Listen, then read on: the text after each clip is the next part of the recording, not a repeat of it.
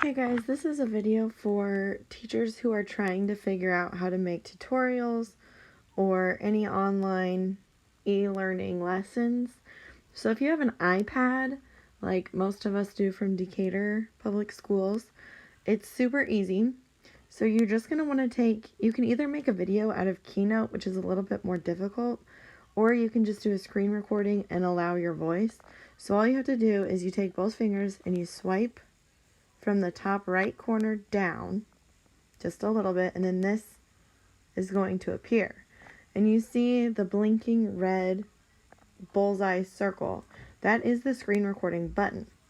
Now, if you push it and hold it, you see that I'm recording, and you see I can stop recording, and you see the microphone on. For a lot of you, your microphone is going to be off already, and you need to click that before you start recording so that your voice can be heard.